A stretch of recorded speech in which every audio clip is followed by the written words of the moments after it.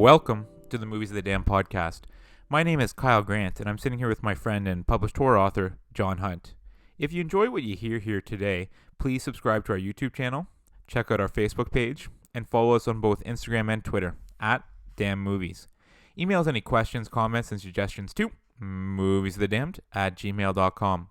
For further details on John's published works, please visit his blog, johnhuntfiction.wordpress.com.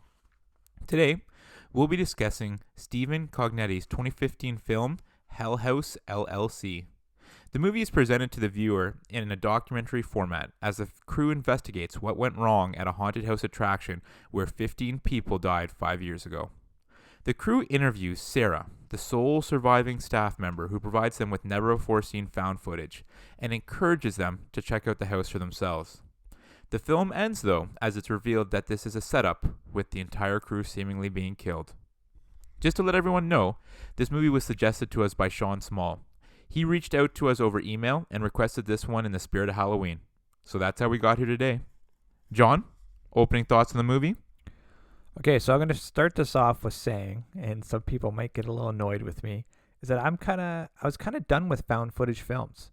I was kind of done with them. I was like, because there's only so much you can do, right? It's always past tense, and the cameras are always played with as... Of course it's past tense. I know. It's found footage. I know. So that's what I'm trying to say, right? So a lot of times when it's found footage and it's past tense, it's happened before. It's not happening now, so for me it lessens the degree of scariness because it's already happened, so it's all done. It lessens the fear for the characters for me, okay? Just for me. And then secondly, it's usually the same camera devices, right? So it's always they have the person's face in one side of the screen. There's always a camera over the shoulder, or they'll go into a room and there's someone standing there and the person will hear a noise behind them, the camera will turn away and they'll come back and the person's right in front of them. It's always the same stuff, right? But it always scares me. Yeah, that's fine. And that's why and a lot of people do like that. But I have to say, after watching this film, I'm not done with found footage. Like, this scared me, man. Yeah. This scared me. This is a good movie. I could not believe it, how much it scared me. Like, I haven't been this scared of something since The Conjuring. Really? Like, yeah. So it's just the way a lot of scenes made the hairs on me stand up. Like, I'm bald, right? But I do have hairs on my arm and everywhere else. So they stand up. And while I was watching this film, I'm like, what is going on? This is so unusual, especially for found footage. And John, that's just so interesting that you made that point about how it's always like it's happened in the past, where this movie kind of did something cool where it was kind of the present, but then showing the footage from the past, right? Yes. Because it was kind of that crew was interviewing Sarah, that sole survivor, right? Yeah. And so that was kind of into the present, kind of showing you, so there you didn't really know what was going to happen at that point. Yes. So and that's fine. Like you don't know really, cause even with this past tense, because you are seeing it for the first time. For me normally it just I'm done. I was done with them. With them, right? But I have to say, man, this one was very, very good. It scared me. That those clowns were ridiculously scary. Like it was really good. I enjoyed the scares in it. And this was a good movie. Just to start with, kind of from the beginning here, I loved the setup, kind of like with the interviews and like the explanation on the writing on the screen. I loved how they kind of presented it almost like a documentary. That just makes it feel even more real to me. Yeah, it was like one of those true crime things, right? So exactly, and it just adds to the realism. Yeah, that was interesting as well. But I also found it like, it's like I don't even know. It's like, so a documentary about a horror at a haunt, like it's a sorry, I can't even speak right now. So it's like a Halloween tour of a haunted house. Yes. I thought that was like of a legit haunted house, where people thought this was a legit haunted house. Yeah, but they always say in almost every small town, there's like, oh, this business here is haunted, this house here is haunted, right? I know, but when they start presenting it in the documentary format, there was actually some terrible things that happened there, yeah, right? Right. So like it was real in the sense that something real happened there. It's not like, oh, that's where Boo Radley lives, right? Like it's not like that. It was like something real and Like terrible there had happened there. previously been murders there. And Yeah. the other thing I love too, as they were kind of presenting it and doing the documentary stuff, when they were showing those still images. Mm-hmm. And you might think, why do you want to see still images in a movie? It just made it feel more real, right? Yeah. Yeah. Just a lot of cool stuff there. And then they start interviewing Sarah. And right away I had an issue with it. Okay. It gets explained at the end with kind of the setup as I went through in the summary, but she immediately hands over these tapes.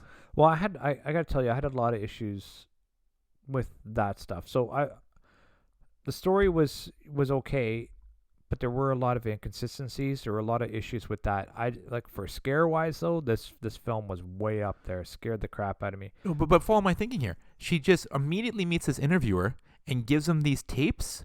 Why didn't she give them to the police? Well, they asked her that, right? They asked, how did you get these? And she goes, I got to them before the police. Yeah, but why? Why does she trust this interviewer and not the police, right? Well, that's the whole purpose of the film, is to get these people back to 2C. I get exactly, and so that's why I said at the end, okay, now I get why. But at the start, I just had that question in my head. I'm like, this is kind of weird. Oh, I didn't care about that. It's like, because there's, what the way they set it up was more of like, okay, there's a gag order on the town. Something terrible happened here. No one's talking. The police aren't talking. No one's talking, and we need to know the truth, or we're trying to find the truth. So I didn't mind that this person was going to say, yeah, I agree with you. Here's the tapes. This shows the truth, right? So I didn't have an issue with that. So that didn't. Well, how about shortly after that when they show the image of, I want to call him the old, innkeeper, the guy who owned it, hanging himself. It was like a police crime scene yeah, picture. the Tullys. How do they get their hands on that? Well, sometimes that stuff is, you're allowed to get some crime scene stuff. You're allowed to do that. Of someone hanging themselves? You've seen those shows, right, where they show like murder crime scene pictures and stuff. You're able to get those. They're not. It's one of those, the freedom of information, right? So you're allowed to get those things. Okay. So I once again I don't have an issue with that. What I did have an issue with is like, some of the stuff is like. So they're talking about, one police officer talked to us anonymously off the record, and they said when they went into the house, one of the bodies in there, person had a knife, and their throat was cut, and it was self-inflicted. And I was like, you could not, no one could tell that was self-inflicted. That's a forensic pathologist. And only a forensic pathologist could tell. Yeah, so it's like first impressions, you wouldn't be able to know that. No, you wouldn't know that at all. You would think this guy had his throat cut. And he has a knife in his hand, but it's a stage, you don't know, right? You have no idea. So and you wouldn't be able to tell. You wouldn't be able to say that with any certainty. So I thought that was wrong. But nothing terrible, right? Most people don't know that, but it is something that I know. So that's kind of bothered me that way, right? And then, but and once again, there's some of the typical things that you see in most horror movies, right? So there's always that funny guy or the guy that plays the pranks, and he never gets believed. So they have that guy in here, and he's the camera guy named Paul. Yeah. Right. So I always have an issue with that, right?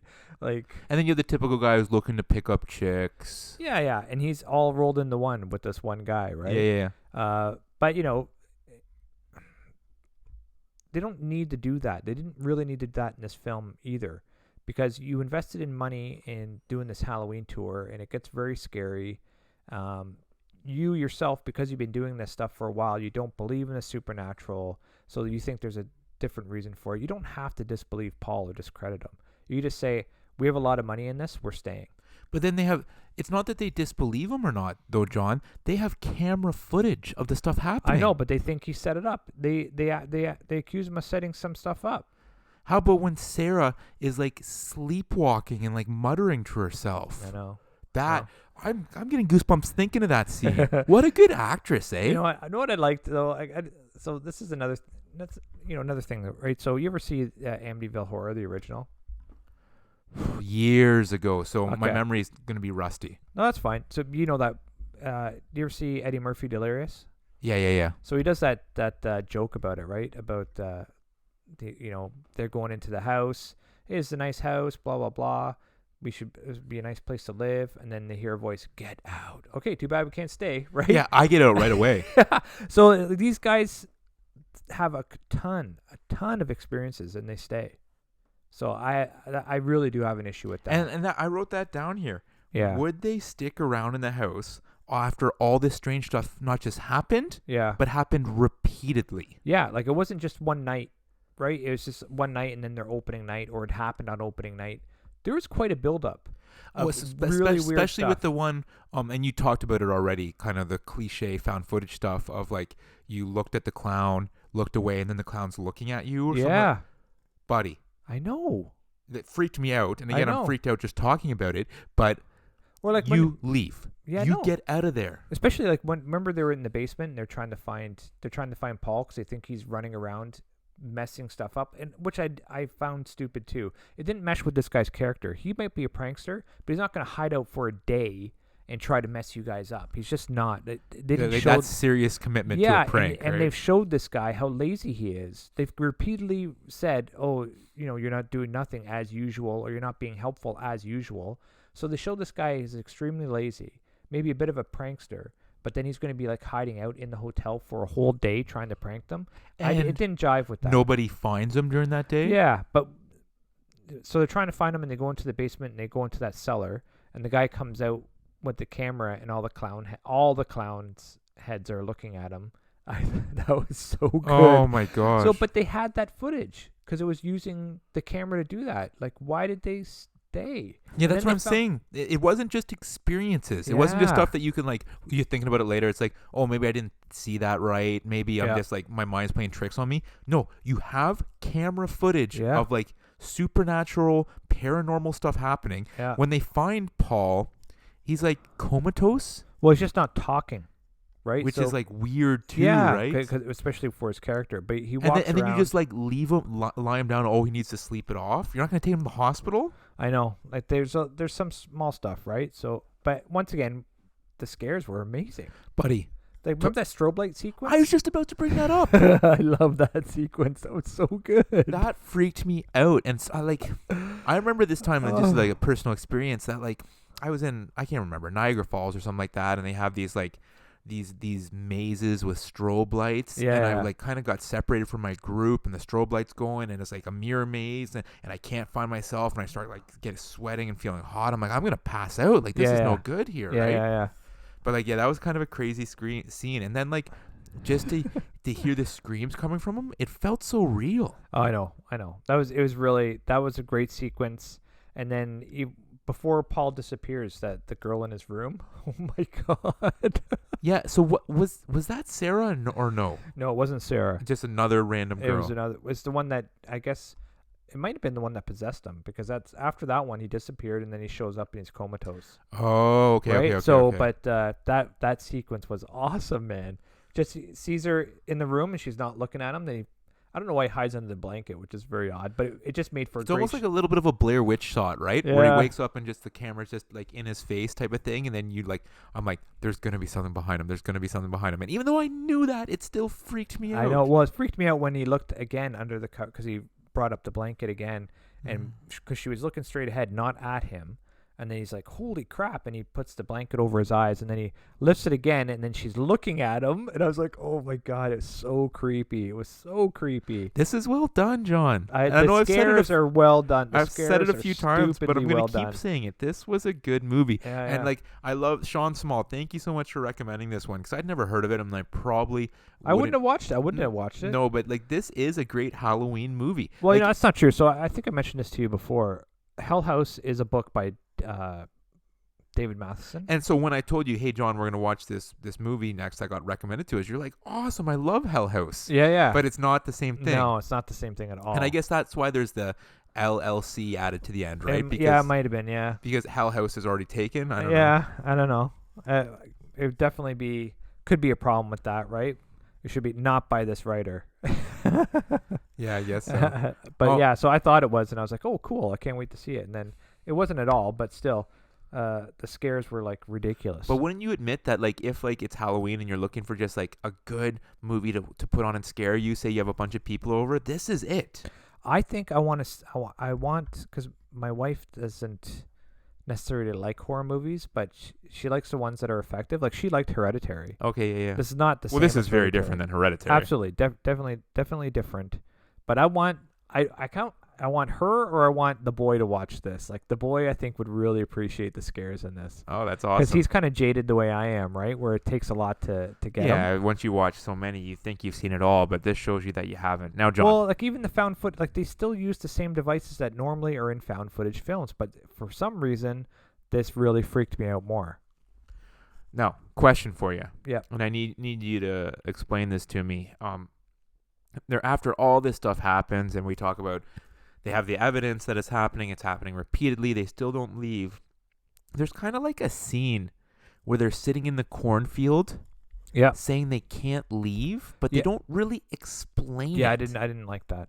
I didn't What like was that. going on there? So the It was Tony like the guy, characters knew something that we didn't. yes. So the Tony guy, right? That's the one of the guys. He was gonna leave. I wrote it down here. Tony guy, genius of the group. He was leaving. He was like, I'm out. Paul's gone. We don't know what's going on here.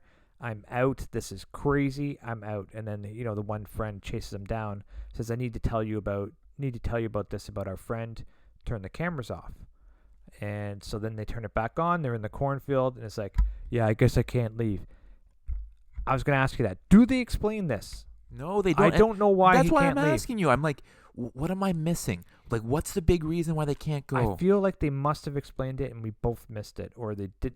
I feel like because that's such a huge gap. It's a huge gap, right? It's like it's monumental. Like, couldn't they gap. just explain like finances? Like, all the money we've ever made, we put it into this thing. If we don't have this, he goes bankrupt. Whatever, right? Yeah, Or, something like that. yeah, something. And even then, like I'd be like, money, my life. I'm gonna take my life. Right? Oh, yeah, I'm Like- getting out of there. It's just like that joke, the Eddie Murphy thing. Like, if I move into a new house and I wake up the next morning and there's like blood on the wall saying "Get out," I'm leaving. Right? Like, well, it was a voice, right? So they Yeah. walked in with the priest. But yeah, I'm out, right? I'm out. There's no way. So, yeah, they didn't explain that, and that did annoy me. That annoyed me to the point where I wrote it down. So, and then one thing I kept thinking, man, I wish that actual haunted houses were this good.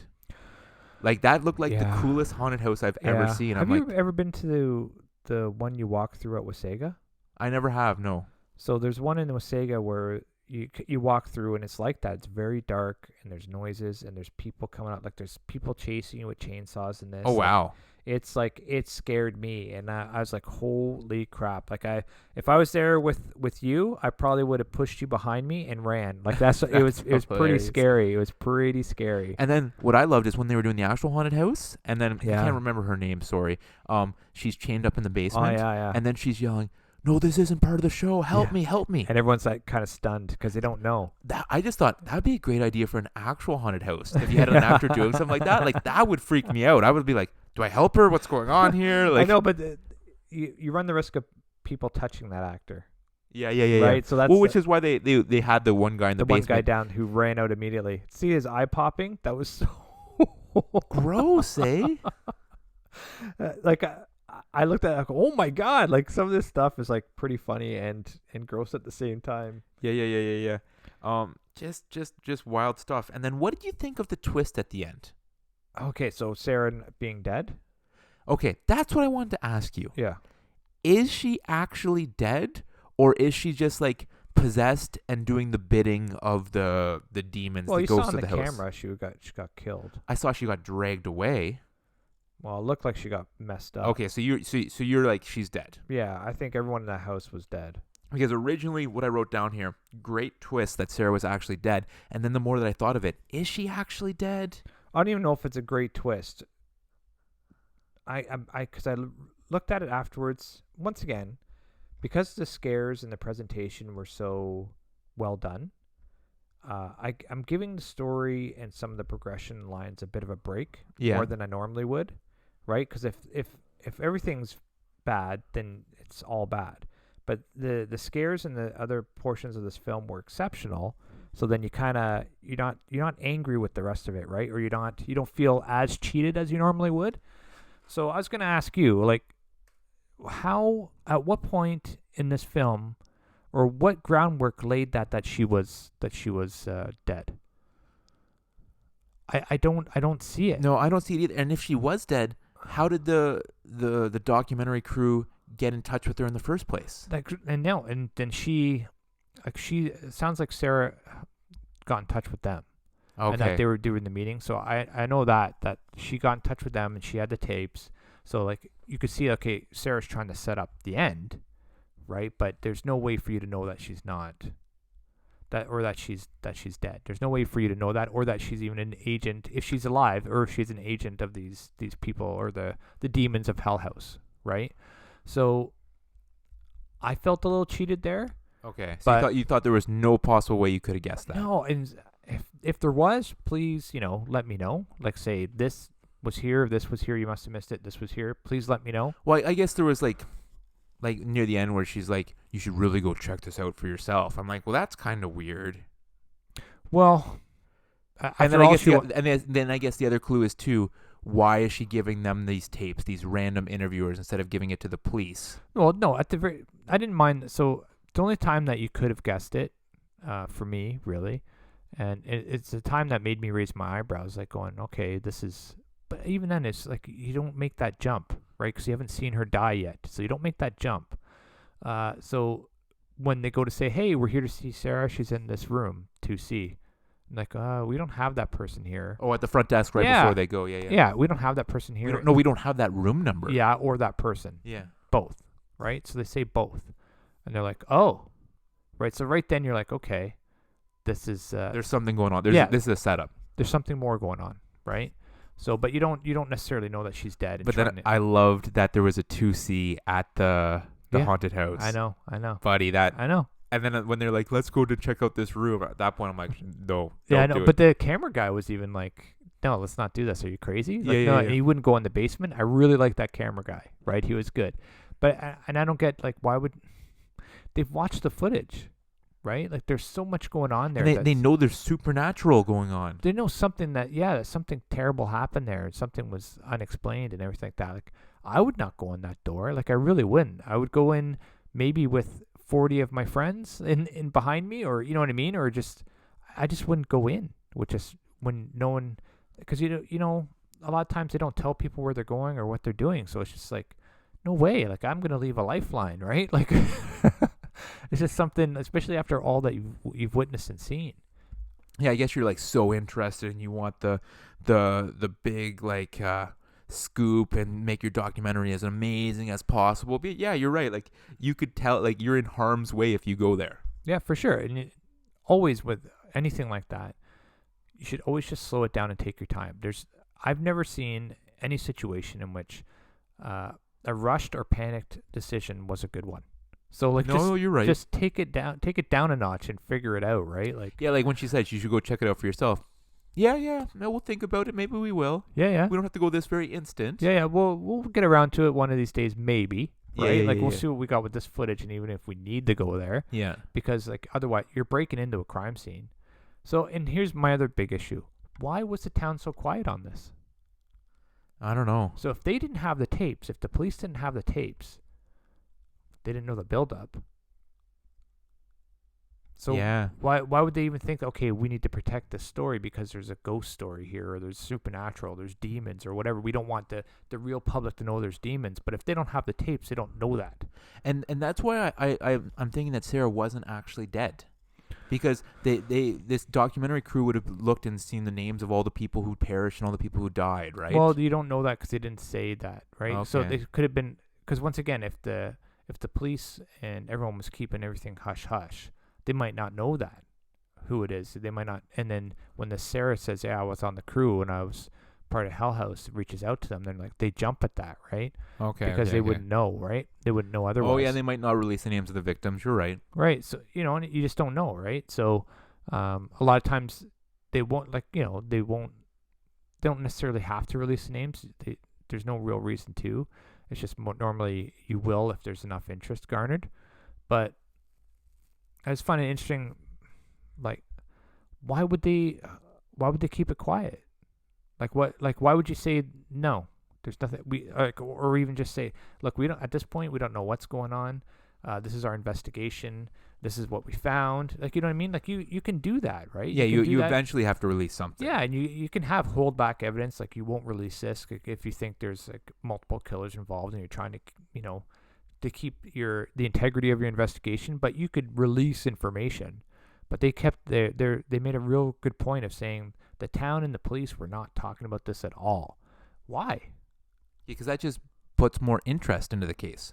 Yeah, but even then, like, so, but what I'm asking is, like, why would they hush up about it? They don't have. I have no tapes, idea. I got nothing for you. Right. So if you're walking into that situation, yeah, everything looks odd.